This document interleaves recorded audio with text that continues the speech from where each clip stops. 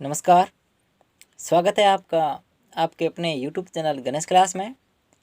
आज हम इस वीडियो में जिस टॉपिक पर चर्चा कर रहे हैं वो है यहाँ घन, घनाभ और पासा।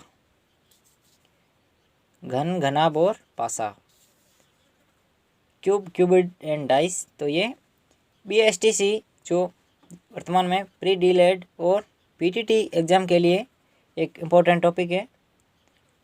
तो सर्वप्रथम ये मैं आपको बताऊंगा कि कंपटीशन एग्ज़ाम में घन, घनाभ और पासे में यहाँ पासा से लगभग 80% क्वेश्चन आते हैं। पासा से लगभग 80% क्वेश्चन आते हैं, 80% क्वेश्चन पासा से आते हैं।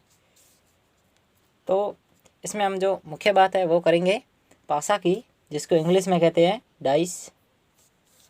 पासा की बात करेंगे जिसे इंग्लिश में डाइस कहा जाता है। तो मैं आपको यहाँ आकृति बना देता हूँ पासे की। आप आकृति पे मत जाना, क्योंकि आकृति कैसी भी बने हमें सिर्फ समझना है। ये मैंने बना दी है एक पासे की आकृति। अब बात करते हैं कि पासे की सतह कितनी होती है। इसकी जो बेसिक जानकारी है उसके बारे में। तो पासे की सतह कितनी होती है, तो एक आपके ये सतह हो गई, एक ये और एक ये, 3, और यही की यही सतह इसके विपरीत एक और होगी, इसके विपरीत एक और होगी और इसके विपरीत एक और होगी। तो कुल मिलाकर पासे की 6 सतह होगी। पासे की सतह है वो है 6। फिर बात करते हैं इसके किनारे कितने हैं।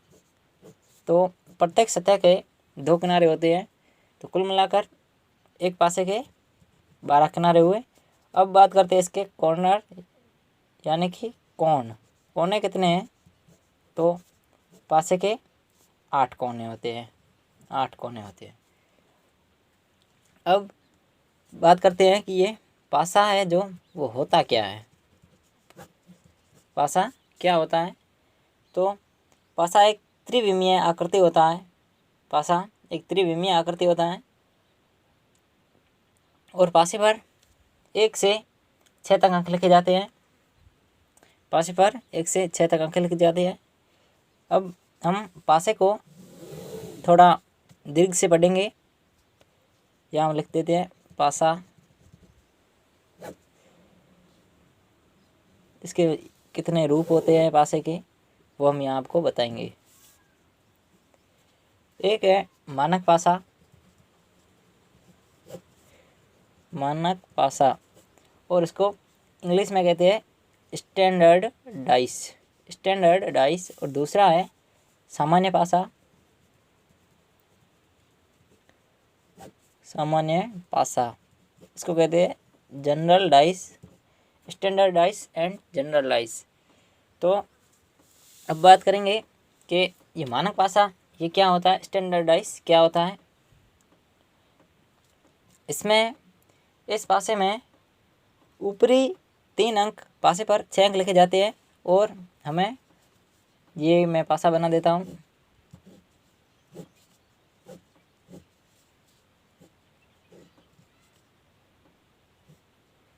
ये पासा है,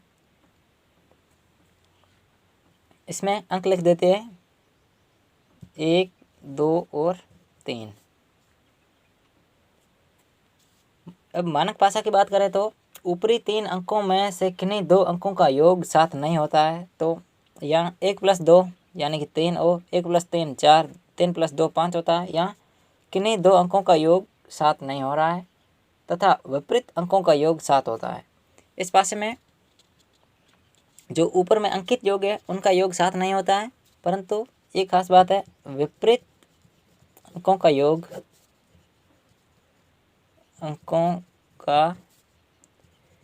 है वो कितना होता है, 7 होता है। जैसे कि यहाँ पर 1 है तो 1 का विपरीत अंक कौन सा होगा। तो यहाँ हम समझ सकते हैं कि 1 का विपरीत अंक है वो 6 होगा।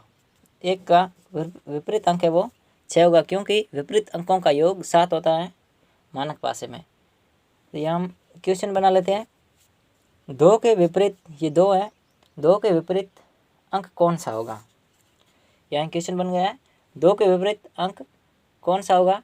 तो सर्वप्रथम हम पासे का पता लगाएंगे कि पासा कौन सा है, मानक पासा है या सामान्य पासा है। तो इसकी क्या विशेषता है, क्या पहचान है कि मानक पासे में ऊपरी किन्हीं 3 अंकों में से 2 अंकों का योग 7 नहीं होता है और विपरीत अंकों का योग 7 होता है, तो वो है मानक पासा। तो इसमें जो पासा दिया हुआ है ये एक मानक पासे का प्रकार है, मानक पासे का रूप है। तो इसमें 2 का हम जो विपरीत अंक ढूंढेंगे वो है 5 होगा, क्योंकि विपरीत अंकों का योग 5 होता है। तो इसके जो विपरीत अंक होगा वो होगा 5, 2 का विपरीत होगा 5। फिर बात करते हैं सामान्य पासे की। मानक पासा पढ़ लिया है, अब है सामान्य पासा। ये हम पासा बना देते हैं आकृति। आप आकृति पे तो बिल्कुल ध्यान दीजिए मत, कैसी भी बने। और यहाँ संख्या लिख देते हैं 5, 2 और 6। ये है पासा। ये कौन सा पासा है, जनरल डाइस यानी कि सामान्य पासा। इसकी जो पहचान है, विशेषता है, वो पासे में अंकित ऊपर अंकित है जो 3 अंक, उनमें से किन्हीं 2 अंकों का योग 7 होता हो। यानी कि 5 + 6 यहाँ 7 नहीं हो रहा है, 5 और 2 7 हो रहा है, तो ये सामान्य पासा है। 5 और 2 7 हो रहा है, तो ये सामान्य पासा है। अब सामान्य पासे से संबंधित जो भी क्वेश्चन आएंगे वो क्वेश्चन में आपको एक पासा कभी नहीं दिया जाएगा। सामान्य पासे से संबंधित क्वेश्चन में आपको 2 पासे या 2 आकृतियाँ बनाई हुई दी जाएगी और उसके विपरीत अंक पूछेगा। और एक पासा बना दिया जाता है और क्वेश्चन पूछता है तो वो होगा मानक पासा। और सामान्य पासे में हमेशा 2 पासे बनाकर आपको क्वेश्चन पूछेंगे। तो यहाँ किन्हीं 2 अंकों का योग 7 होता है। अब हम क्वेश्चन लेते हैं, यहाँ पर क्वेश्चन कर सकते हैं।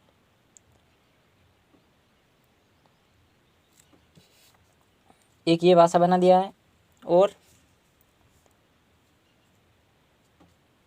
क्वेश्चन लेंगे, यहाँ पर 2 पासे बना देते हैं। ये एक पासा, इसकी जो पहचान है वो आपको समझ में आ गई होगी। और यहाँ दूसरा पासा, ये दूसरा पासा, वो है पहला पासा। यहाँ लिख देते हैं 1, 2 और 3, यहाँ पर 6, 5 और 3। अब यहाँ हम ये क्वेश्चन आता है, हम सर्वप्रथम क्या ढूंढेंगे कि इसमें कौन सा पासा है। तो यहाँ कितने 1 और 2 3 होते हैं, 1 + 3 5 होते, 1 + 3 4 होते हैं। तो ये आपको लगता है मानक पासा, क्योंकि मानक पासे में किन्हीं 2 अंकों का योग 7 नहीं होता, तो इसमें ऐसा नहीं है। यहाँ 5 + 3 8, 6 3 9 और 6 5 11, तो ये भी एक मानक पासा है। तो इसमें हम जो क्वेश्चन है वो देखेंगे। यहाँ पर क्वेश्चन बनता है कि 1 के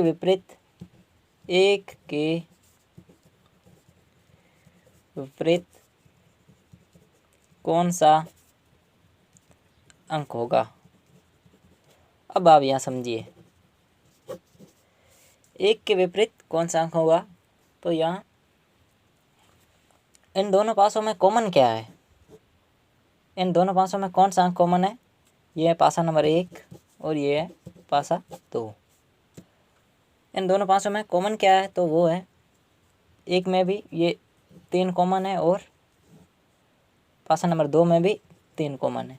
अब जैसे ही हम एक इसका ये पहले में हम इधर जाएंगे, यानी कि 3 के इस साइड, तो इसी पासे में भी ऐसा होगा। अगर हम इस पासे में 3 से ऊपर वाली संख्या लिखेंगे तो इसमें भी ऊपर लिखें। तो हम सर्वप्रथम इधर जाएंगे, तो यहाँ 1 लिख दिया, तो अब दूसरे पासे में भी जो 3 के इस साइड वाली संख्या है वो लिख देंगे 6। फिर हम इस 1 के ऊपर जाते हैं, तो यहाँ क्या लिखा हुआ है 2 और अब यहाँ 6 से ऊपर जाएंगे तो जो संख्या है 5, मतलब कि उसी दिशा में घूमना है, जहाँ पहले पासा घूमता है वहीं उसी दिशा में दूसरा पासे की जो संख्या है वो घुमाकर लिखनी है।